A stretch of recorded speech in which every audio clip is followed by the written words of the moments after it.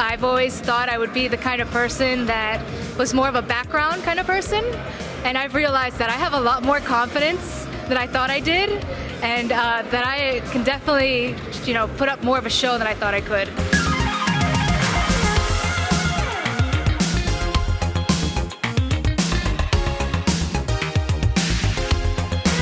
Welcome back to another interview here on Tone In Entertainment. Today we're at CCW Bash at the Brew in Hialeah, Florida, and I'm joined by Sergeant Frag. How you doing, Sergeant? I'm doing great. How you doing today? I'm doing fantastic. Now let's talk about the Sergeant Frag. In the ring, yes, you're rocking the military gear, but it's not just something that you do just because it's for wrestling, though. Nope, not at all. So it's actually exactly who I am.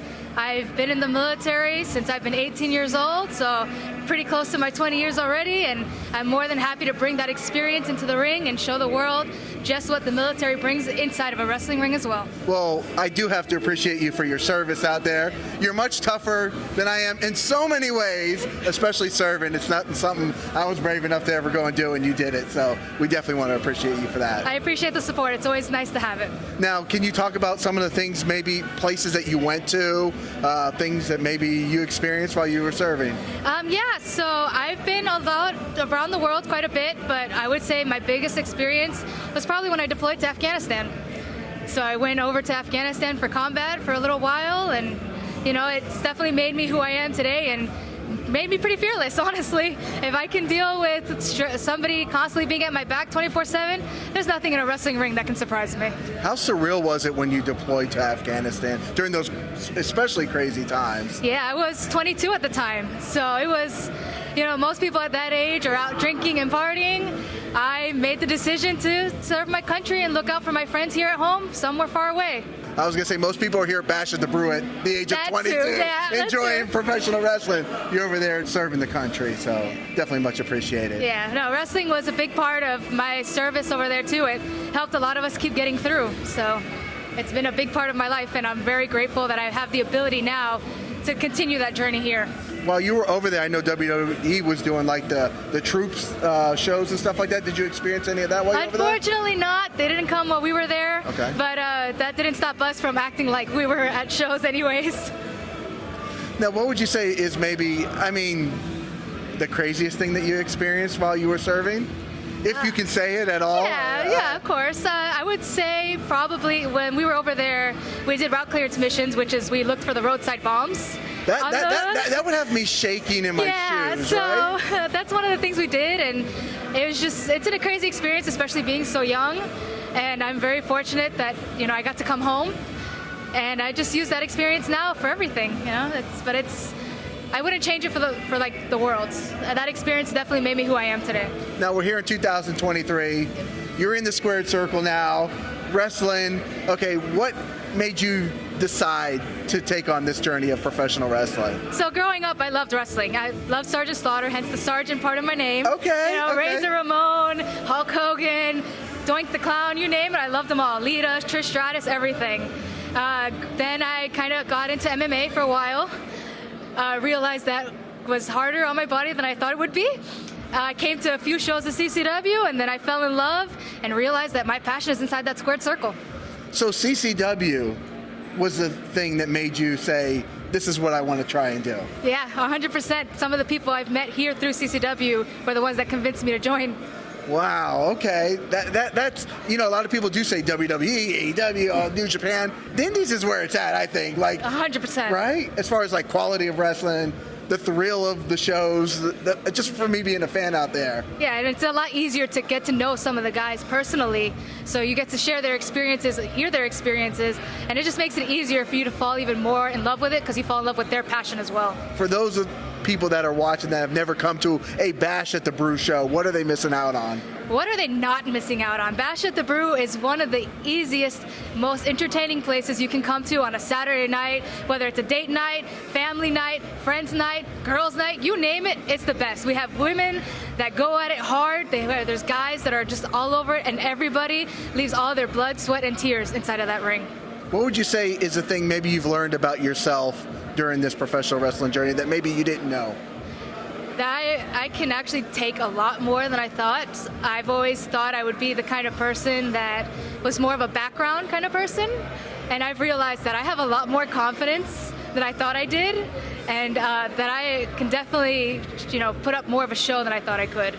Now, correct me if I'm wrong. You've only wrestled a handful of matches now in front of a live crowd. Yeah, 5 so far, yeah. Five matches so far here in 2023. You did get a victory in your very first match against Ruthie Jay. That's correct. Who's on NWA now and doing big things. So that had to be pretty thrilling to wrap up a W in your first match against somebody with that much talent. Yeah, it was a great experience, and I'm very grateful that I got to have it, and that's been part of my journey so far, and I'm looking forward to the next ones.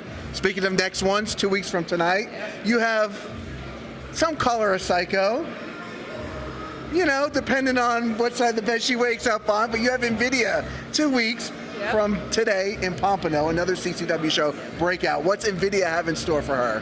Well, this will be the second time I meet Invidia. The first time, I underestimated her. It's just one of those things. You see somebody of her character, and you don't fully realize the capacity that she has and the abilities that she has. So, she got the win on me on that one. This time, I'm coming in guns a-blazing.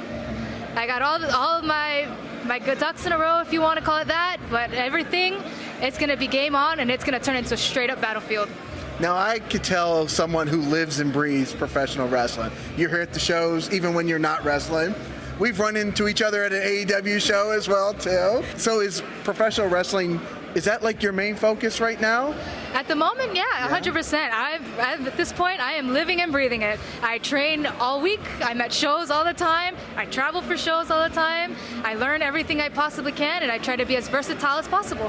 What type of toll of pain and bumps and bruises does getting in that ring take on your body? Oh, at first, it's a lot. Let me tell you, those ropes the first time, they are very unforgiving. Very unforgiving. I had those bruises for like 2 weeks straight. No lie. And there are things from wrestling that hurt more than doing martial arts did. And I did amateur fights, and some of this wrestling stuff is harder than that. There's muscles that I did not know could hurt. But you know what? The more times you do it, the more you become used to it. And it's been a great experience. Now, obviously, getting in the ring, doing MMA, getting in the ring, doing professional wrestling, it's two very different things, but like two similar type of things at the same time. What would you say is the thing maybe you miss most about not doing MMA? That I miss the most probably would be the cage. The cage. I enjoyed being in a cage. It reminded me of like my spacing. Nobody could run away from me. I always can have somebody where I want them. Maybe we should throw a cage up in 2 weeks for Invidia so she can't run away. I am game for that anytime. There we go. I like that. Now, what's in the future for Sergeant Frag? Hopefully it's a bright one and a long one. I'm ready to take on anybody that was willing to come my way. I have no problem getting people in my crosshairs and taking them out. And I'm just looking forward to the next one and the next one. Whether it's a victory or loss, there's always something to learn. Now, what type of sacrifices are being made? Like, I know in order to train, you have to be at the school several days a week. You have to spend your weekends. You have to hold a job. You have to do everything. Like, what type of sacrifices are you making to see this dream become a reality for you? Right now, it's a lot of driving, a lot of muscles being sore consistently, bruises, cuts that I don't know where they come from. But at the end, everything pays off. Like Coach says, the journey's the jewel. So that's all I'm looking forward to. Now, you do, speaking of Coach, it is Gangrel, yes, it the is. head trainer here. Yep. What would you say is some of the key things or most important things you've learned under the tutelage of the Vampire Warrior? Confidence is key. Confidence is always key. And, just always being prepared. You train like you fight. And that is definitely something that I agree with, that I've learned in the military, that transfers here, and it's 100% true. If we want to be good wrestlers, we got to train like we're always going to be the best and we're going to be the top, so we outdo everybody else. I think that's 100% because us as fans, we can tell when somebody doesn't have confidence out there, right? So definitely. Yeah, you definitely got to bring that confidence when you come to the ring. You're doing a great job. 5 matches only. Only so far. So far here in 2023. Well, 2023, 2024 is going to be, I think, bright and shiny for Sergeant Frag. I appreciate that. Is there anything else we should know before we let you go? At the moment, no, I think we covered a good amount. You know, I'm just grateful that I get to be here and, you know, getting to know a lot of you guys as well, because you guys, you know, not many people realize it, but you guys are a big part of this, all of this too. So, and then, you know, just keep looking out for me and everywhere else you go, because I'm coming and I'm coming big. I like that. Sergeant Frag, where can people look you up at? So I have my Instagram is Sergeant Frag, or if you look me up on Facebook, it's just Melissa Fraga, either way, and I'd be more than happy to make new friends along the way.